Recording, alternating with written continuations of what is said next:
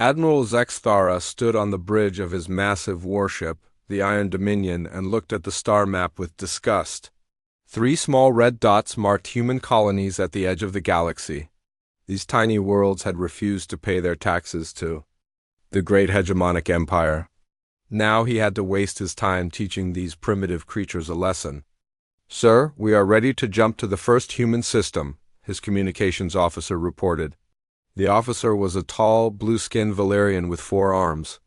Like most species in the Empire, the Valyrians had joined willingly after seeing the Empire's power. Zexthara was a Korthak, one of the Empire's ruling species.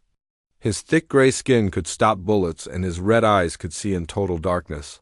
He had conquered 17 worlds for the Empire. Dealing with humans would be the easiest job of his career. "Tell me again about these humans," Zexthara said. To his intelligence officer, the intelligence officer, a small green creature called a pixel, checked his datapad. "They are a young species, sir. They only learned to travel between stars 50 years ago. They have maybe 30 colony worlds. Their technology is basic. Their ships are small and slow." Zexthara laughed, a sound like rocks grinding together. "And they think they can refuse the Empire? How many ships do they have?" "Our spies count maybe 200 ships total across all their colonies, sir. Most are cargo ships. They have perhaps 50 combat ships, all very small."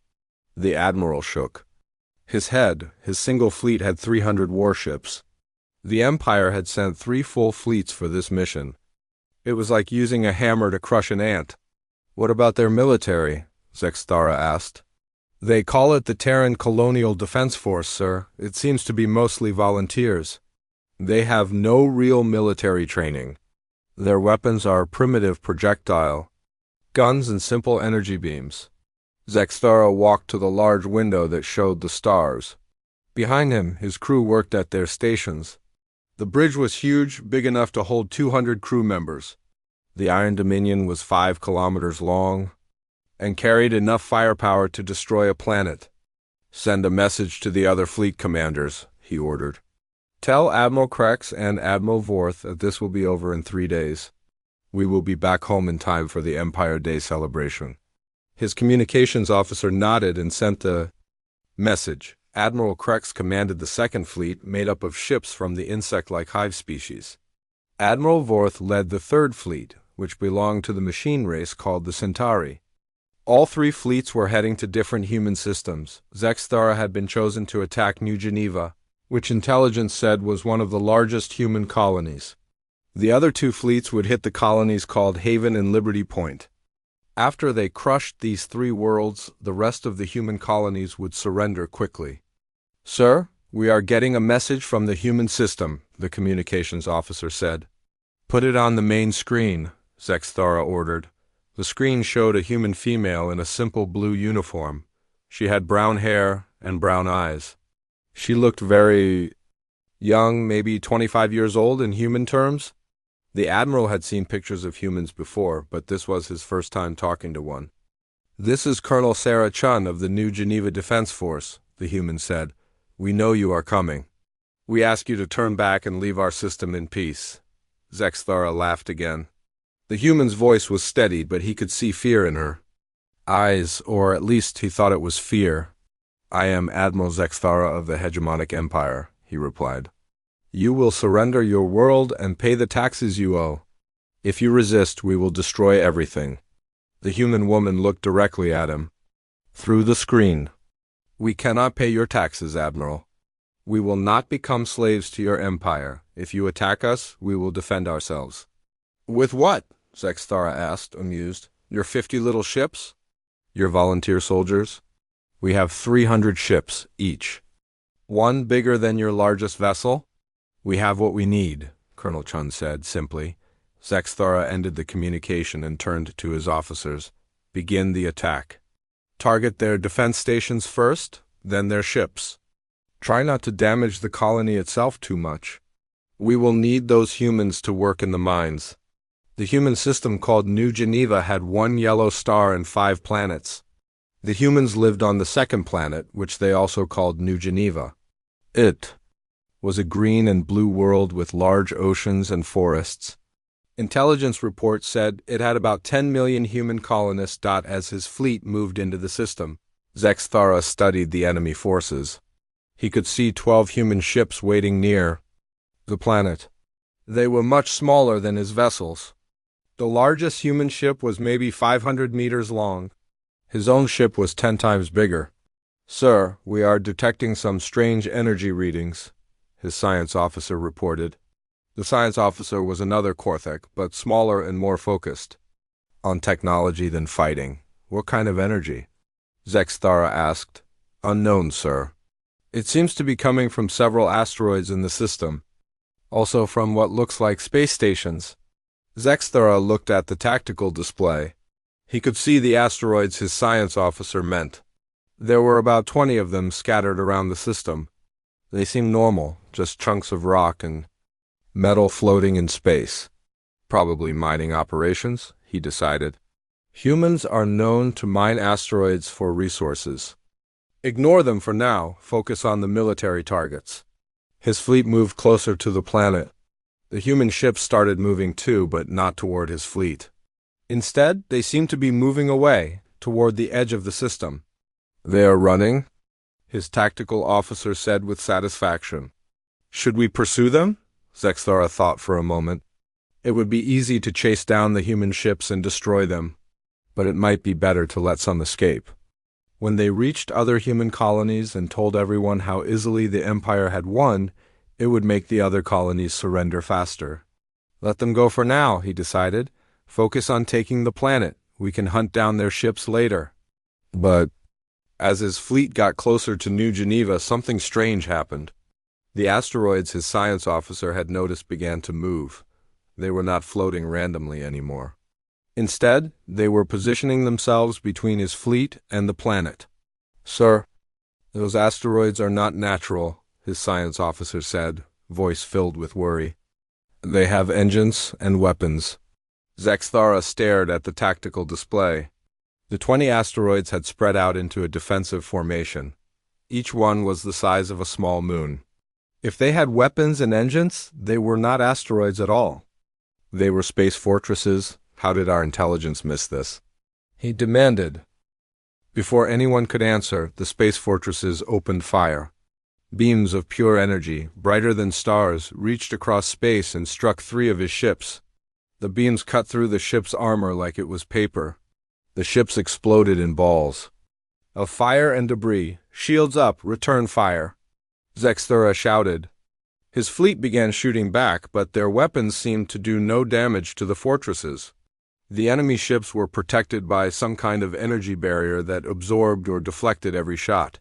More beams fired from the fortresses. 5 more of his ships were destroyed in seconds. The beams were incredibly powerful, far stronger than anything the Empire had ever seen. "Sir, we are also detecting movement from the human ships," his tactical officer reported. They were not running away. They were getting into attack position. On the display, Zexthara could see the 12 human ships coming back toward his fleet. But now there were not 12 ships. Now there were hundreds. Small fighter craft were pouring out of the larger vessels like angry insects from a nest. "Where did all those fighters come from?" he asked. "Unknown, sir.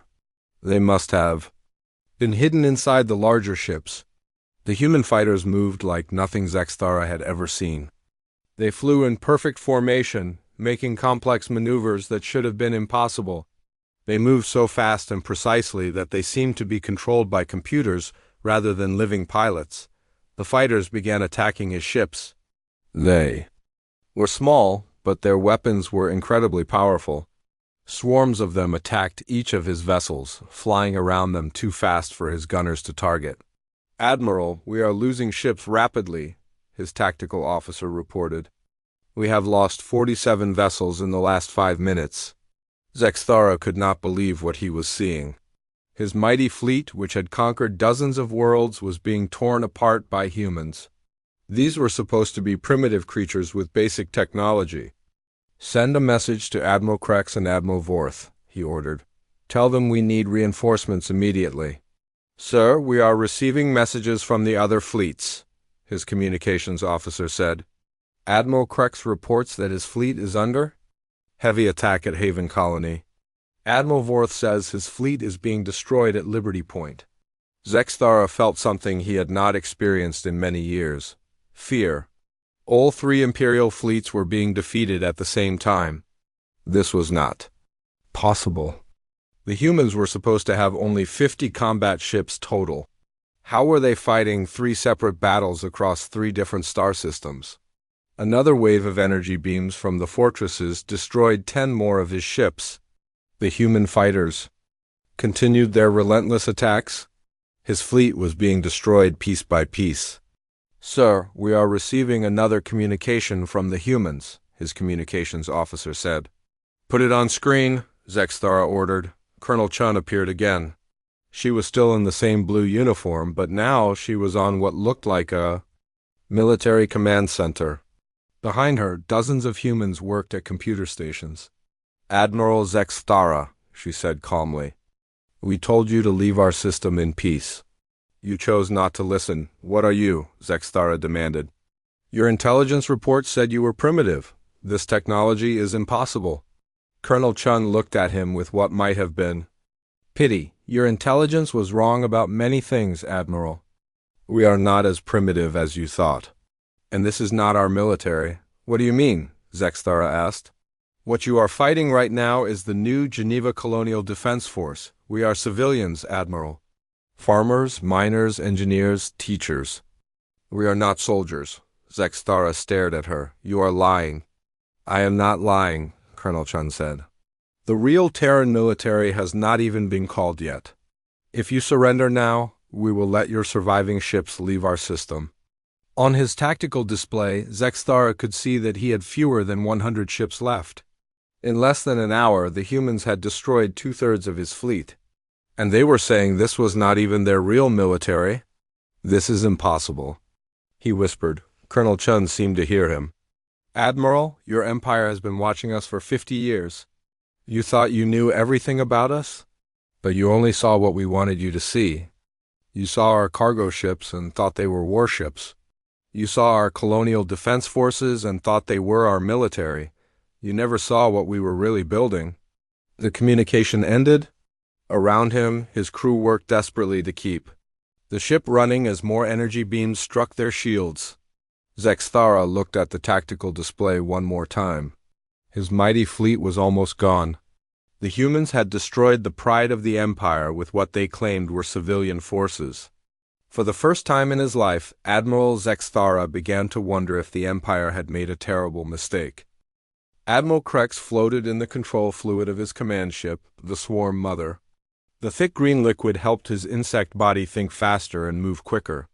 Around him, hundreds of his hive soldiers worked at stations built into the curved walls. Of the sphere-shaped bridge, Krex had been confident when he entered the Haven system. His fleet of 250 ships was the fastest in the Empire.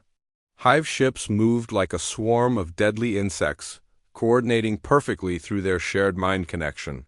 Now, 12 hours later, only 60 of his ships remained. The humans at Haven Colony had done something impossible.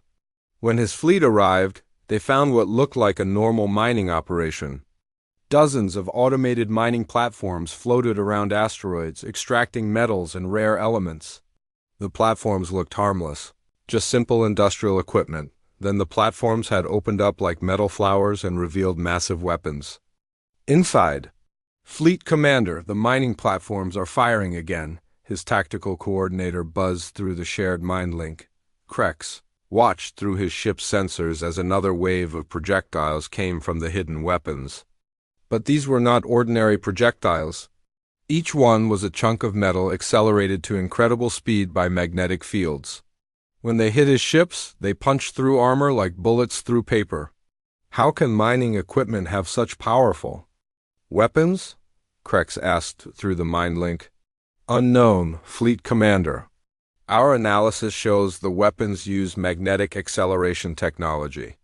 But the power levels are far beyond what mining platforms should have. Krex tried to process what was happening.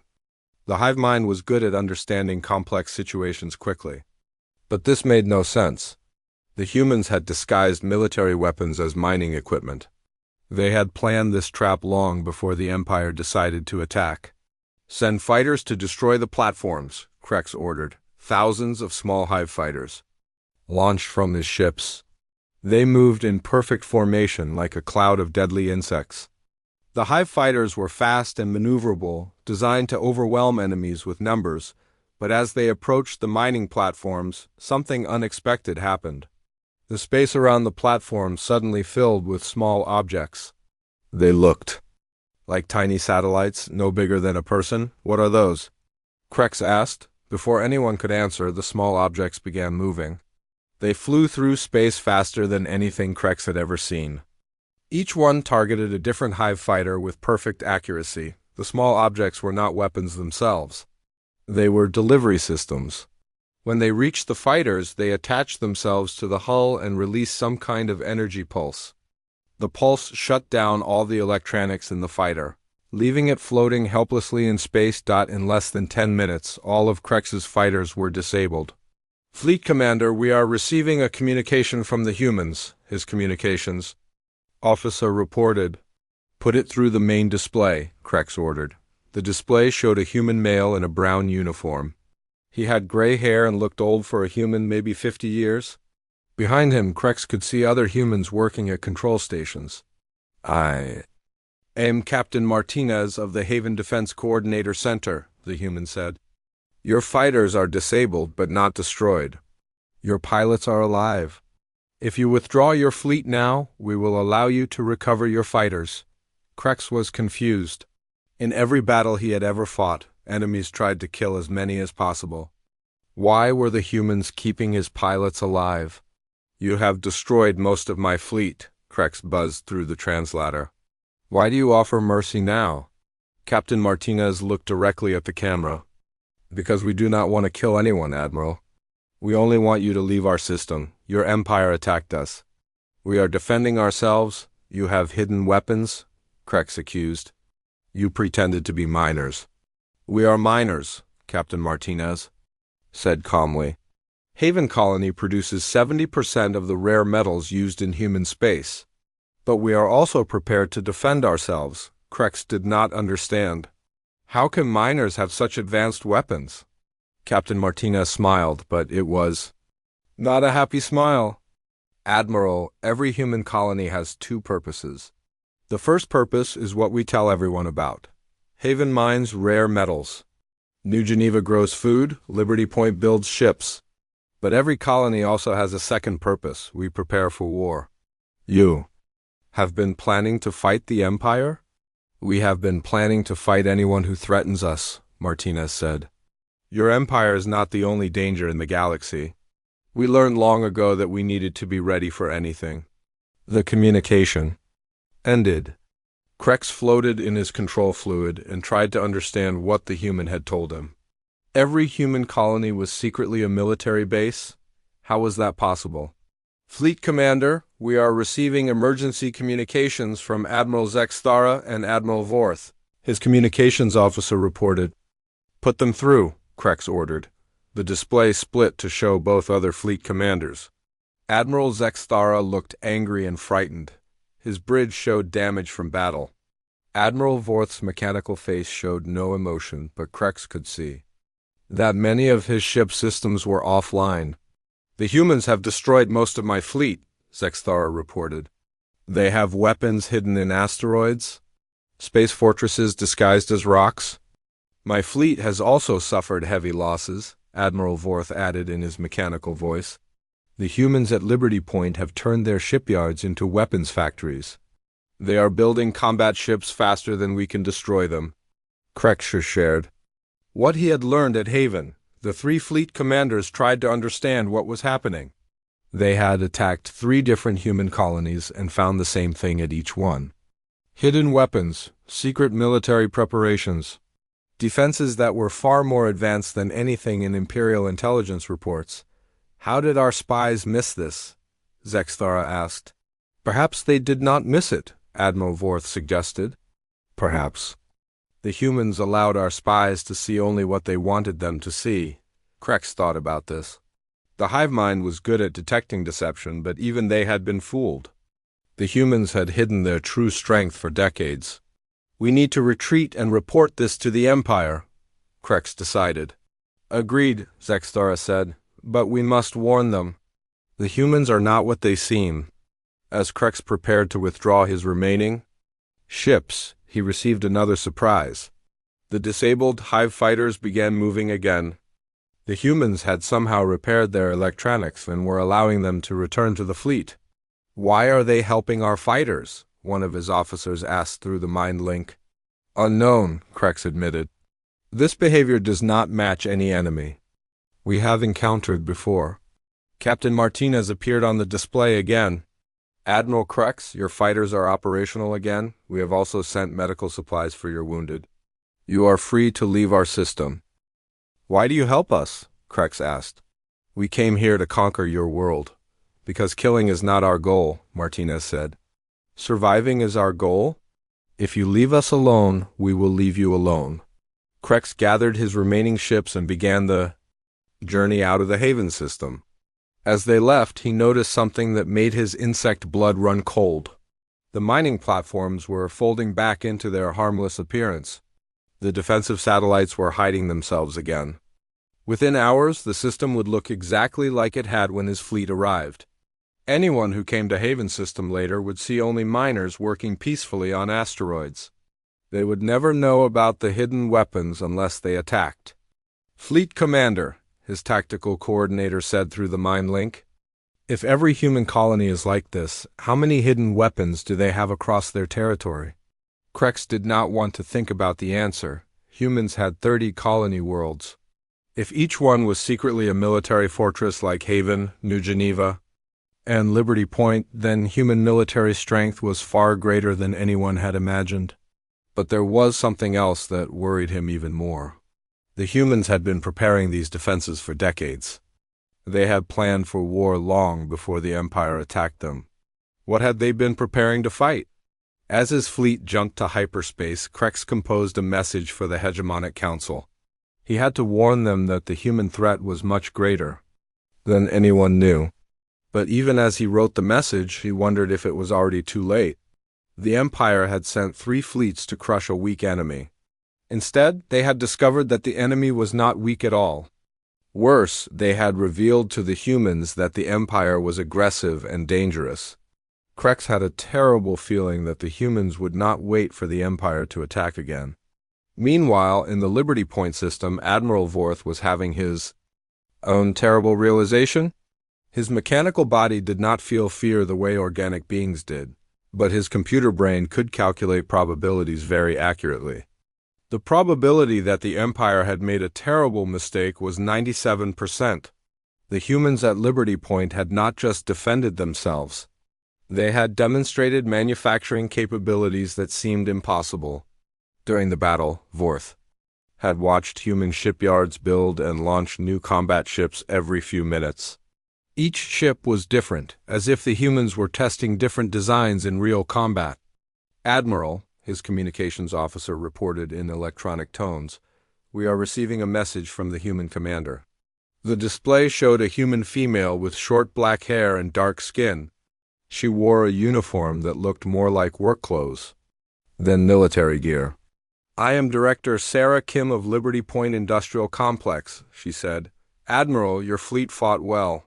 We are impressed by your tactical systems. Vorth processed this statement. The human sounded like she was giving a professional evaluation, not gloating over victory. You have defeated my fleet, Vorth stated.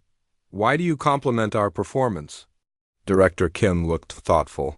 Because we learn from every encounter. Admiral, your ships have interesting design features. Your energy weapons are very efficient. We would like to understand how they work. You want our technology? Vorth asked.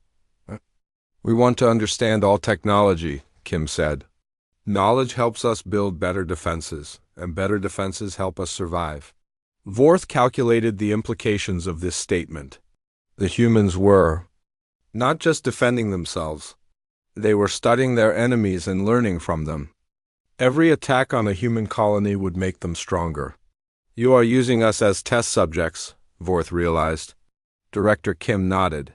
In a way, yes. We did not choose this fight, Admiral. But since you brought it to us, we will learn everything. We can from it, the communication ended. Vorth gathered his surviving ships and prepared to leave the system. As they departed, he sent his own report to the Hegemonic Council. His recommendation was simple: do not attack the humans again. But Vorth calculated that the probability of the Empire following his advice was only 12%. The Empire had never backed down from a fight.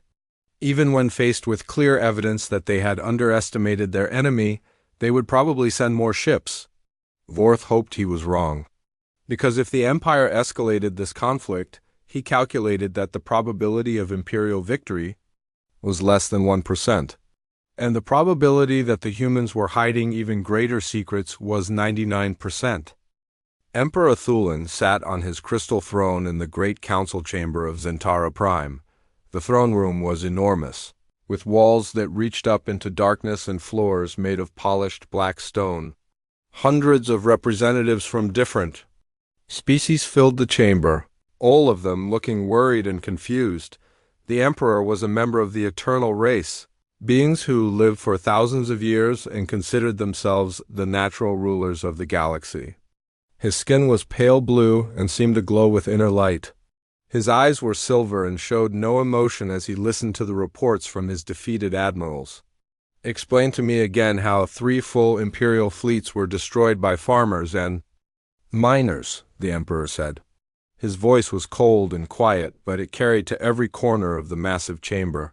Admiral Zexthara stood before the throne, his gray skin showing scars from the battle at New Geneva. Your Majesty, the humans were not what our intelligence reported. They had hidden weapons and advanced technology.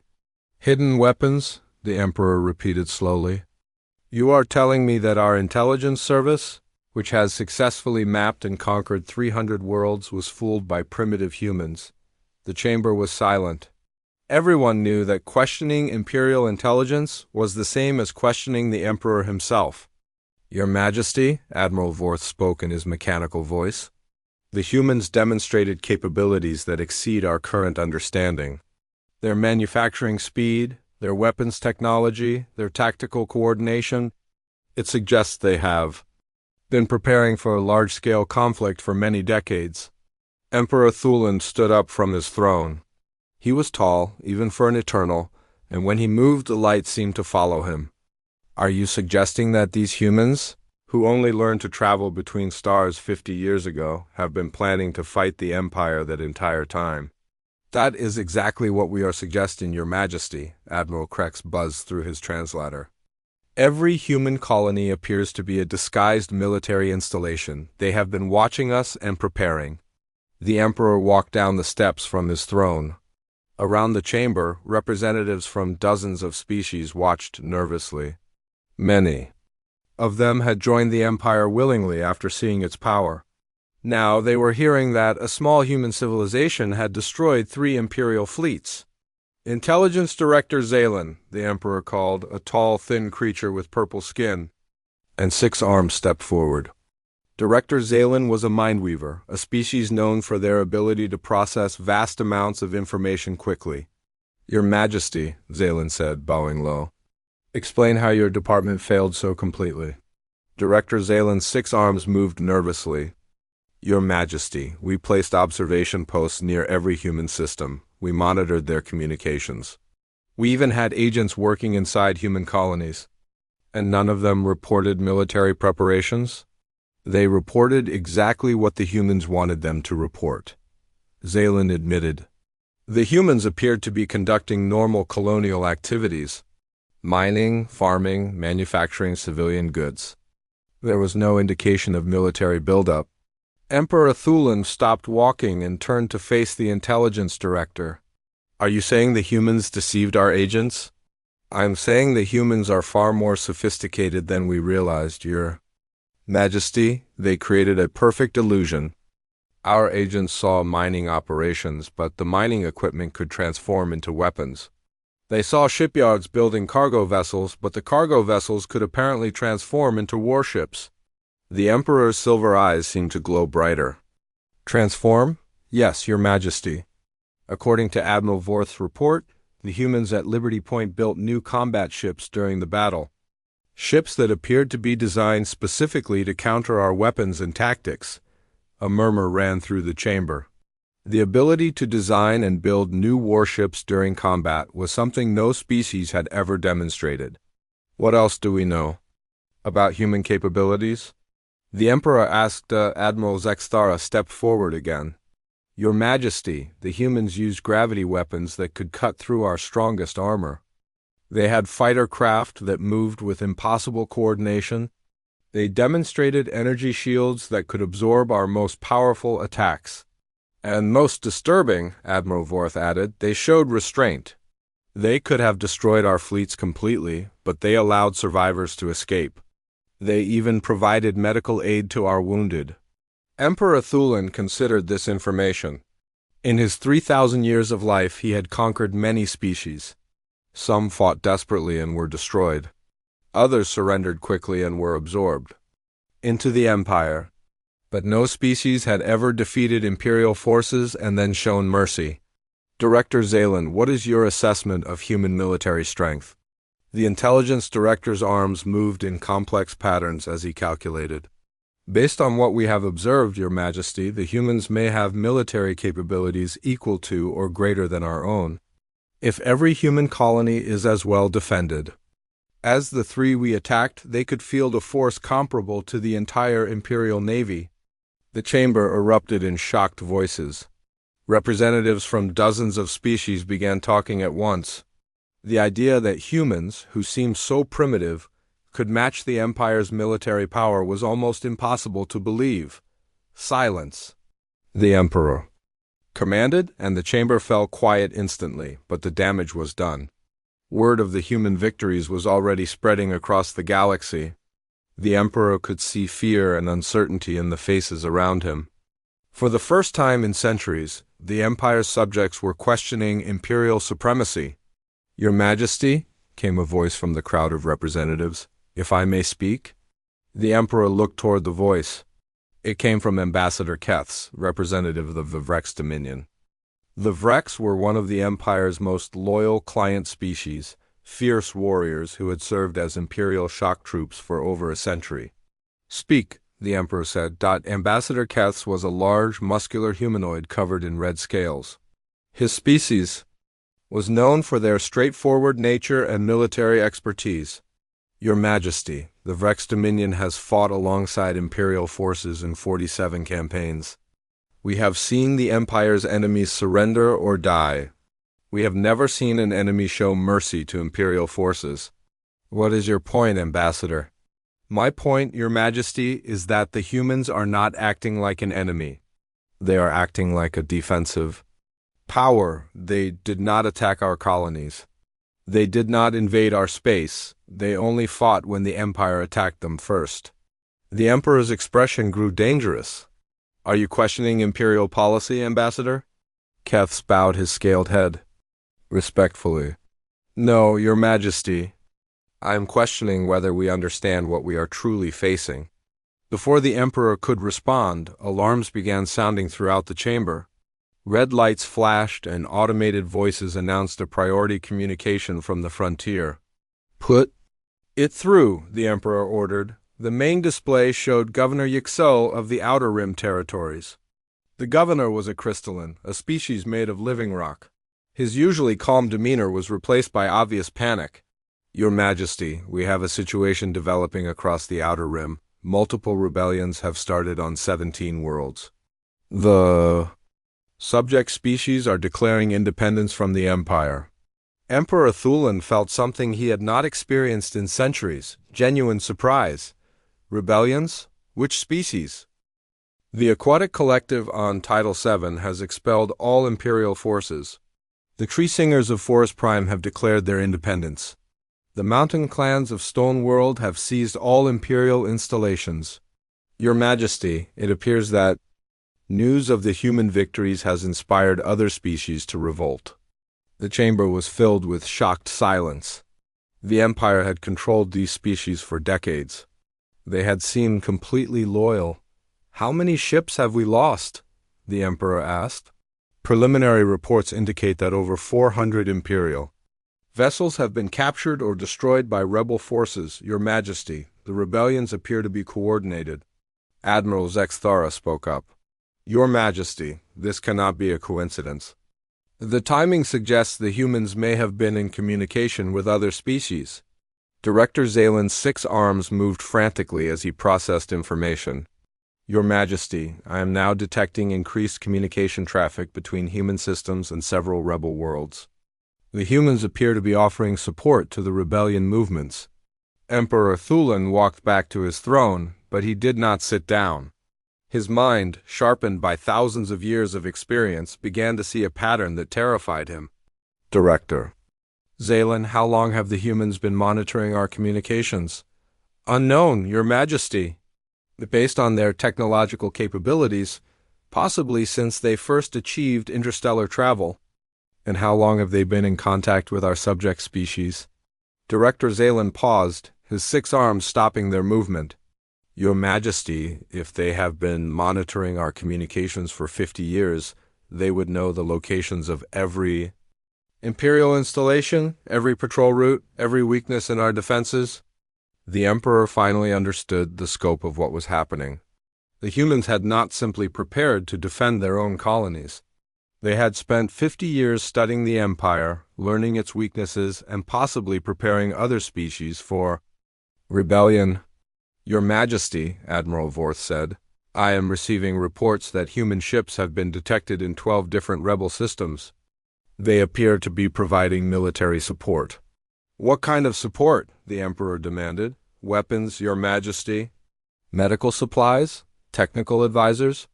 "The rebels are suddenly using advanced tactics and equipment they did not have before." Ambassador Keth stepped forward again. "Your Majesty, the Vrex Dominion requests permission to remain neutral in any conflict with the humans." The Emperor stared at the Vrex representative. The Vrex had been among the Empire's most loyal allies for over a century. If they were requesting neutrality, it meant they believed the Empire could not win. "Ambassador, the Vrex have served the Empire faithfully for generations. Why do you request neutrality now?"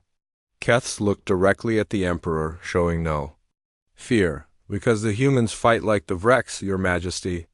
They prepare carefully. They strike only when necessary. They show mercy to defeated enemies. These are the qualities of honorable warriors. And the Empire is not honorable? The Empire conquers, Your Majesty. The humans defend. The Vrex respect strength, but we also respect justice. The humans appear to fight only for justice." Emperor Thulan felt anger building inside him, but also something else. For the first time in his long life, he felt uncertain. The Empire had always won through superior technology and overwhelming force. But the humans had superior technology and had demonstrated that they could defeat overwhelming force. "Your Majesty," Governor Yüksel reported from the display, "the situation is deteriorating rapidly. 3 more systems have declared independence in the last hour. Imperial forces are retreating from the entire Outer Rim sector." The Emperor made a decision that would change the galaxy forever. "Prepare the reserve fleets," he commanded, "all of them. I will personally lead the assault on the human systems." "Your Majesty," Admiral Zexthara said carefully, "perhaps we should attempt negotiation first." "The Empire does not negotiate with rebels," Emperor Thulan said coldly. "Gather every ship we have, call in every favor we are owed, mobilize every ally. We will show the galaxy that the Empire's power is absolute." But even as he gave the orders, Emperor Thulan wondered if he was making a terrible mistake. The humans had defeated 3 fleets while claiming to be civilians. What would happen when they faced the Empire's full military might? He was about to find out. Emperor Thulan stood on the bridge of his flagship, the Eternal Dominion. The massive ship was 15 kilometers long and carried enough firepower to destroy entire star systems. Around him, the largest military force in galactic history prepared. For battle. 10,000 ships filled the space around Zentara Prime. Every Imperial fleet had been recalled. Every ally had been summoned. The Emperor had even hired mercenary fleets from beyond Imperial space. This was not just the Empire's military. This was the combined might of half the galaxy. Your Majesty, all fleets report ready for jump to hyperspace, Admiral Zexthara reported. He had been given command of the assault forces, a chance to redeem himself after his defeat at New Geneva. The Emperor looked at the tactical display showing his assembled forces. Massive dreadnoughts from the core worlds. Fast attack ships from the hive systems. Heavily armored fortress ships from the machine worlds. Exotic weapon platforms from species he had conquered decades ago. Target? Zexthara asked. Earth, the Emperor said simply. The Admiral looked surprised. Your Majesty, Earth is the human homeworld. Intelligence suggests it is heavily defended. Exactly, Emperor Thulin replied. We will not waste time attacking colonies. We will strike at the heart of human civilization. When Earth falls, all human resistance will collapse. The Emperor had spent weeks planning this assault. His intelligence services had finally located Earth, hidden deep in a region humans called the Sol System. The system appeared to have only normal defenses, nothing like the hidden fortresses found at the colonies. Your Majesty, Director Zalen reported from his station, our spies indicate that Earth has a population of 12 billion humans. It is their oldest world and the center of their government. Good, the Emperor said. When we destroy their homeworld, every human colony will surrender to save their species from extinction. The massive fleet jumped to hyperspace. The journey to the Sol System would take 6 hours. During that time, the Emperor reviewed everything his forces had learned. About human technology. The humans used gravity weapons and energy shields. Their ships could transform during battle. They had artificial intelligence systems that seemed to think as well as living beings. But none of that would matter against 10,000 ships attacking at once. Your Majesty, Admiral Zexthara said. As they traveled through hyperspace, I have been thinking about the human tactics we observed. What about them? They always seemed to know exactly what we were going to do. Their defenses were perfectly positioned to counter our attacks. It was as if they had fought us before and knew all our strategies. The Emperor had noticed this. 2. The humans had responded to Imperial tactics with impossible speed and accuracy, but he had an explanation. They have been watching us for 50 years, he said. They studied our military methods and prepared counters for everything we might do, but they cannot have prepared for an attack of this size. 6 hours later, the Imperial fleet dropped out of hyperspace at the edge of the Sol System. The Emperor expected to see panic and confusion as the humans realized they were facing total destruction. Instead, he saw something that made his ancient blood run cold. The Sol System was not defended by hidden fortresses or disguised weapons platforms. It was defended by ships. Thousands and thousands of ships, arranged in perfect defensive formations around Earth and its moon, but these were not the small human vessels his admirals had fought at the colonies. These ships were enormous. The smallest ones were larger than Imperial dreadnoughts. The largest ones were bigger than space stations. Your Majesty, Admiral Zexthara said, his voice filled with shock. Our sensors are counting over 15,000 human vessels. The Emperor stared at the tactical display. Not only did the humans have more ships than his forces, but their ships were individually larger and more advanced than anything in the Imperial fleet. How is this possible? He whispered. Your Majesty, we are receiving a communication from the human fleet, the communications officer reported. Put it on the main screen, the Emperor ordered. The display showed a human female in a crisp white uniform. She had gray hair and calm eyes that seemed to look directly through the screen at the Emperor himself. Behind her, the Emperor could see a command center that was clearly military, not civilian like the ones at the colonies. I am Admiral Sarah Chun of the Terran Space Navy, the human said. You are Emperor Thulin of the hegemonic empire? We have been expecting you.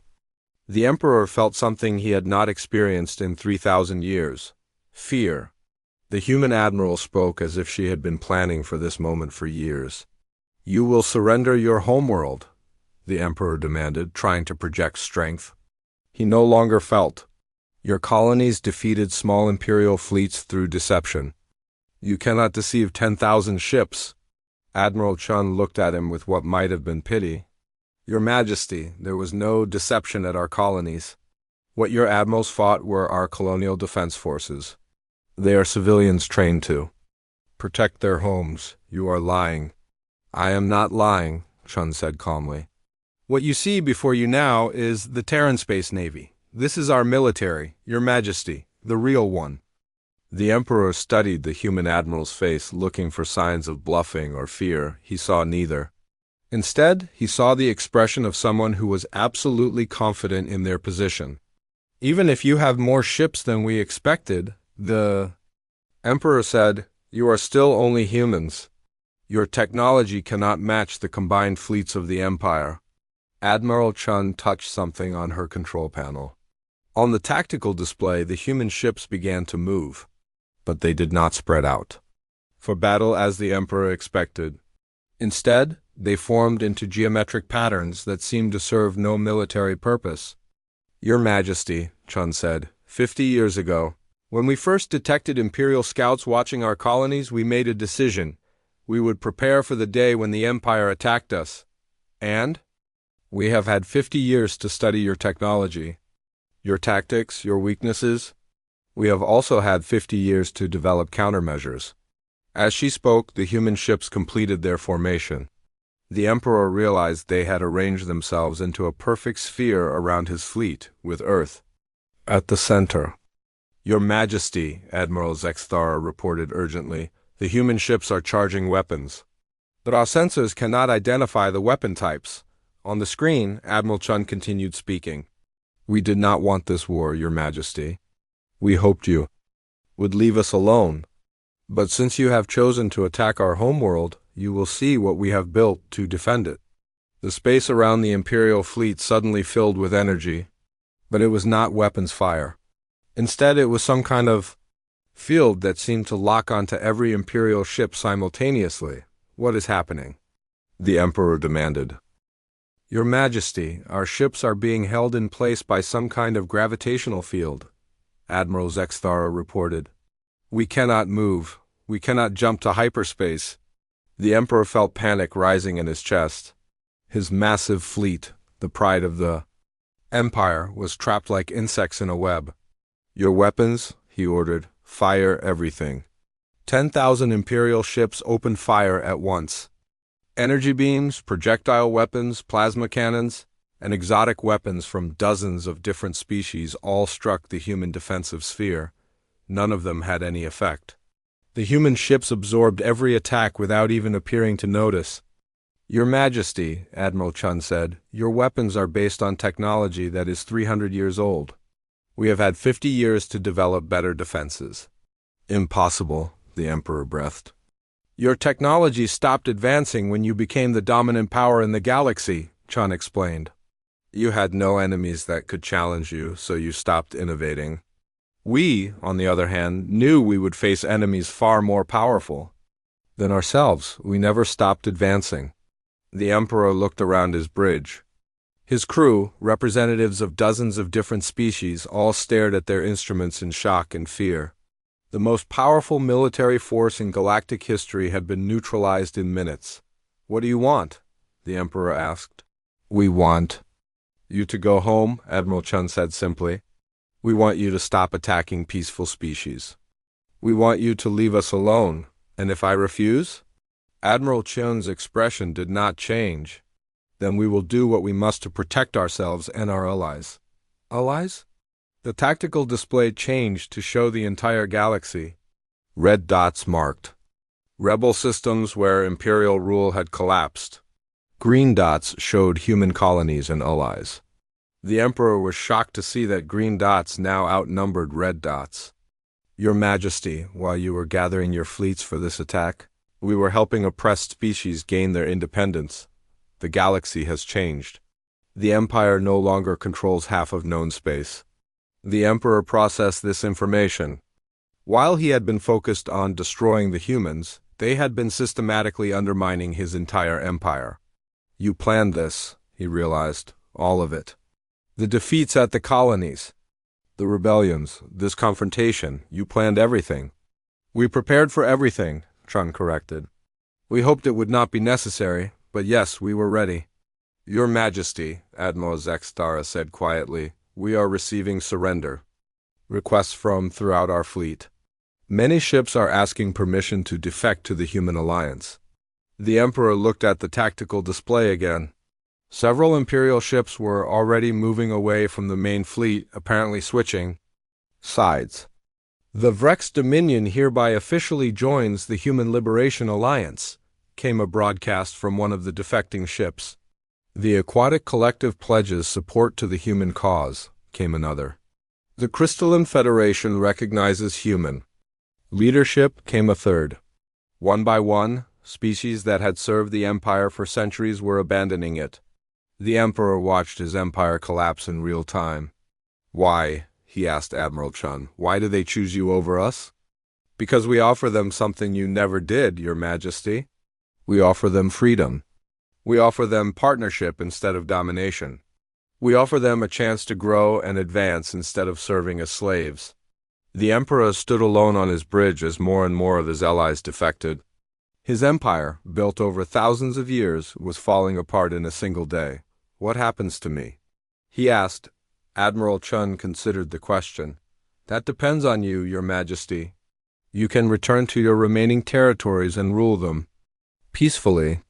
You can even maintain the title of Emperor if you wish. But you will no longer be permitted to conquer other species or threaten peaceful worlds. And if I refuse these terms?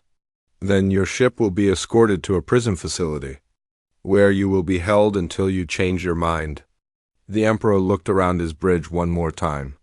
Half his crew had already left their stations and were preparing to surrender. His great fleet was dissolving before his eyes. For the first time in 3,000 years, Emperor Thulin admitted, "Defeat. I accept your terms," he said quietly. Admiral Chun nodded.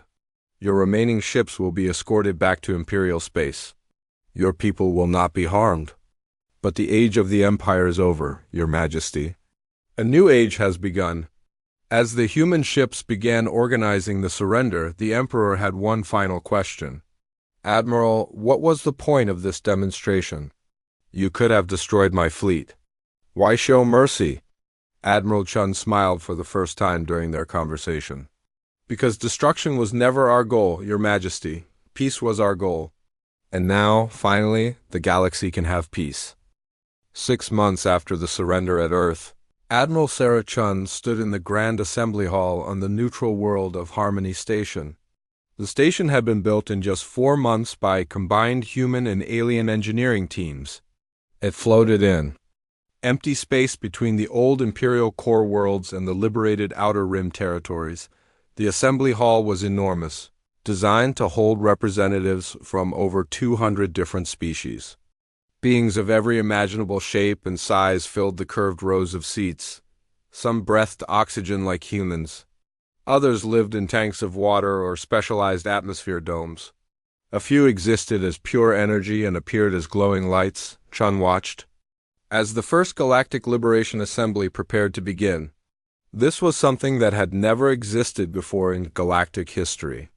A gathering where every species had an equal voice, regardless of their military power or technological advancement. Admiral Chun, came a familiar mechanical voice. She turned to see Admiral Vorth approaching. The former Imperial commander now served as a military advisor to the new alliance. Admiral Vorth, Chun replied with a nod. How are the integration?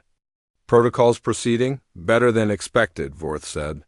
Most former Imperial species are adapting well to the concept of voluntary cooperation. The Hive Collective has been particularly helpful in coordinating relief efforts. Chun was not surprised.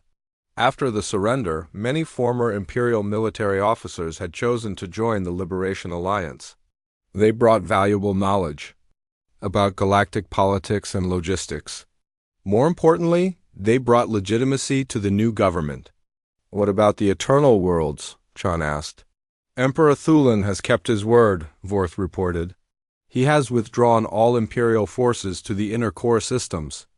No aggressive actions have been taken against any liberated worlds. Chun nodded. The former emperor had been true to his agreement. His reduced empire now controlled only 12 star systems instead of the 300 it had once ruled. But those worlds were left in peace, and their inhabitants seemed content with their new, smaller borders. Admiral Chun, the assembly is ready to begin, announced Director Kim from Liberty Point. She now served as the Alliance's chief coordinator for industrial development. Chun walked to the speaker's platform at the center of the hall. As she moved, conversations in dozens of different languages gradually quieted. Translation devices built into every seat converted her words into whatever language each delegate needed to hear. Representatives of the Galactic Liberation Alliance. Chun began, 6 months ago, our galaxy was ruled by fear. Today we gather in freedom. The hall erupted in sounds of approval. Some species clapped their hands or appendages. Others made musical tones. A few glowed brighter or changed colors to show agreement. We did not fight the Empire to become conquerors ourselves, Chun continued. We fought to give every species the right to choose their own path. Today we established the principles that will guide our alliance. She activated a holographic display that showed the charter they had spent months developing. The document was written in 53 different languages and communication methods. First principle, no species may be forced to join or remain in the alliance. Membership is voluntary and can be ended at any time. Murmurs of approval ran through the assembly. Many species had never heard of a government that allowed its members to leave freely. Second principle, no member species may attack or threaten another member species. Disputes will be resolved through negotiation and mediation. Third principle, every species has the right to develop their own technology, culture, and government without interference from others. Fourth principle, the alliance will provide mutual defense against external threats, but will never be used for conquest or expansion. As Chun read each principle, she could see hope growing in the faces around her. These beings had lived under Imperial rule for generations. The idea of true freedom was still new to many of them. Representatives, you may now vote on whether to adopt this charter. Chun announced the voting process took 3 hours because each species had different methods of expressing their choice. Some used electronic devices, others sang specific songs. A few species voted by changing the color of their skin or releasing particular scents.